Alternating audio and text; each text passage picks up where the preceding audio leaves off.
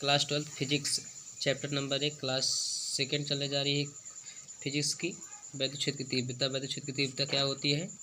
वैद्युत क्षेत्र में स्थित किसी धन परीक्षण आवेश पर लगने वाला वैद्युत तथा उस धन परीक्षण आवेश के अनुपात को वैद्युत क्षेत्र की तीव्रता कहते हैं। इसे कैपिटल ई से प्रदर्शित करते हैं। इसका मात्रक न्यूटन प्रति कूलाम होता है।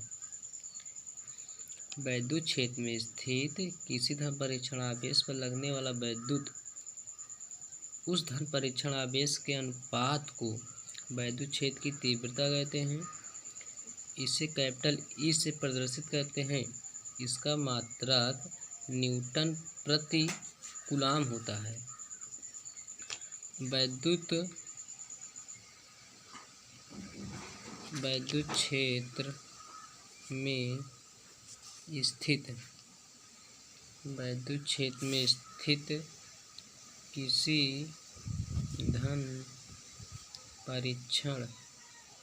किसी धन परीक्षण आवेश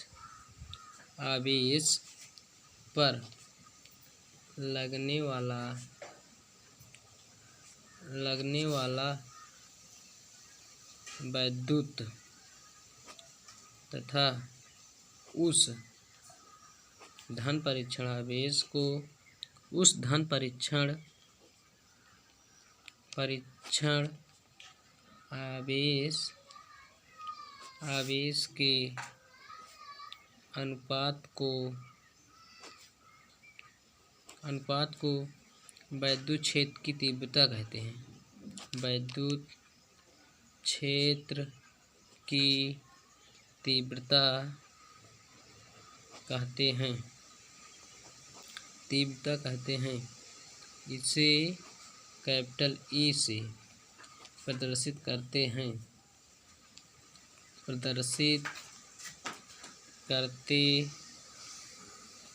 हैं तथा इसका मात्रक न्यूटन प्रति कूलाम होता है। अर्थात capital E is equal F upon Q not. मात्रक न्यूटन प्रति कूलाम। बल का मात्रक न्यूटन जानते हैं आप लोग। आवेश का मात्रक कूलाम होता है। फिर क्या हो जाएगा? न्यूटन प्रति कूलाम। फिर से बात करो।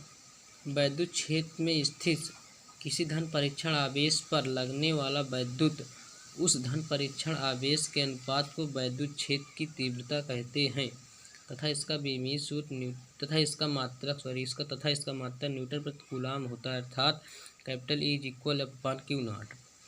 वैद्युत क्षेत्र में स्थित किसी धन परीक्षण आवेश पर लगने वाला वैद्युत उस धन परीक्षण आवेश के अनुपात को वैद्युत क्षेत्र की तीव्रता कहते हैं। इसे कैपिटल ई से प्रदर्शित करते हैं। इसका मात्रक न्यूटन प्रति कूलाम होता है तथा इसका विमीय सूत्र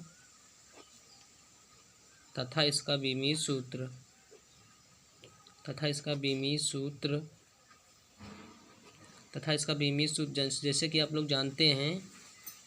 बल्क बीमा क्या होती है? बल्क बीमा mL/T-2। आवेश की बीमा जानते हैं कि आप लोग आवेश की बीमा कितनी होती है? AT। तो कैसे क्या हो जाएगा इसका?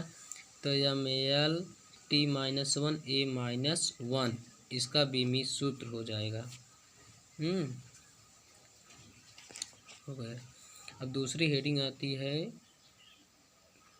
कूलाम का स्थिर वैद्युत नियम। कूलाम का स्थिर वैद्युत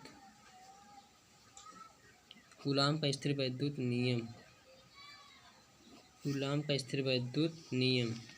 कूलाम ने यह बताया कि जब दो स्थिर बिंदु आवेशों के बीच लगने वाला वैद्युत उन दोनों आवेशों के गुणनफल के समानुपाती एवं बीच की दूरी के वर्ग के व्युत्क्रमानुपाती होता है। कूलाम का स्थिर वैद्युत नियम। तो उन्होंने दो बिंदु लिया, मतलब एक बिंदु ए, एक बिंदु ए। इन्होंने इस पर आवेश रखा Q1, इस पर आवेश रखा Q2। तो इनके बीच की दूरी मतलब इतने इतने दूर रखा तो इनके बीच की दूरी मान लो स्मॉल आर है, माने थे स्मॉल आर त्रिज्या है, दूरी है इनके बीच की। तो उन्होंने बताया कि उन्होंने नियम दिया, इस नियम के अनुसार किन्हीं दो स्थिर बिंदु आवेशों के बीच लगने वाला वैद्युत उन दोनों आवेशों के गुणनफल के समानुपाती अर्थात यह प्रोपोर्शनल Q1 Q2। हमने बताया दो स्थिर बिंदु आवेशों के बीच लगने वाला वैद्युत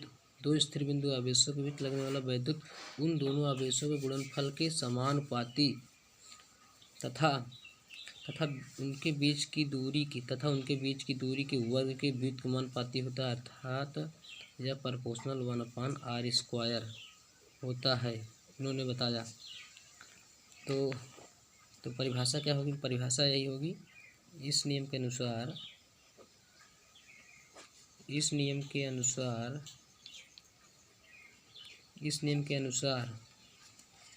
दो स्थिर बिंदु आवेशों का मतलब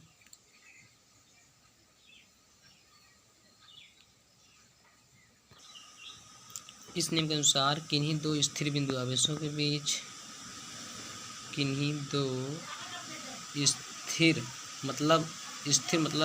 शांत से मतलब शांत, स्थिर मतलब रखा हुआ है, किन्हीं दो स्थिर बिंदु आवेशों के बीच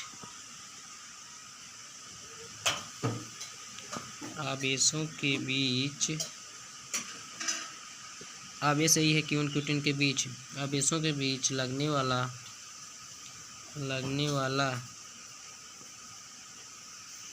किन्हीं दो स्थिर बिंदु आवेशों के बीच लगने वाला वैद्युत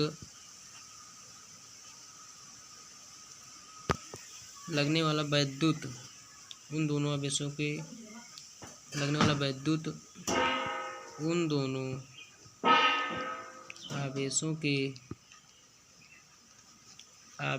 के समानुपाती उन दोनों आवेशों के गुणनफल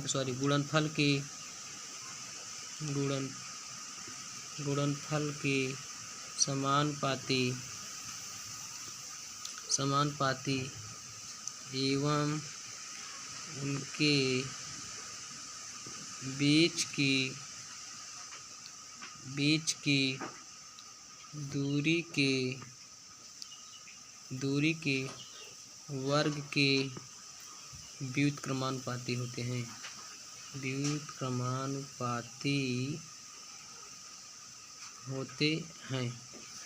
अर्थात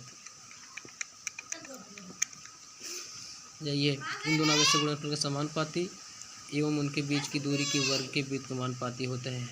equation number first, equation number second, समीकरण 1 व 2 से मतलब इक्वेशन फर्स्ट व सेकेंड थे। समीकरण फर्स्ट व सेकेंड से तो यह प्रोपोर्शनल Q1 Q2/r², यह प्रोपोर्शनल जब मतलब प्रोपोर्शनल का कोई नियतांक आएगा, नियतांक बराबर मतलब आएगा Q1 Q2/r², यही है सूत्र, यही है। और अर्थात हम के बराबर लिख सकते हैं, के का मान होता है 1/4πε0 होता है, तो इसका मान होता है 9.0 × 10⁹ Nm/m² प्रति कूलाम स्क्वायर होता है। तो हम इसको लिखते हैं F बराबर 1/4πε0 Q1 Q2/r², इसका मतलब न्यूटन प्रति कूलाम होता है। हो गया। Thank you so much, video देखने के लिए धन्यवाद।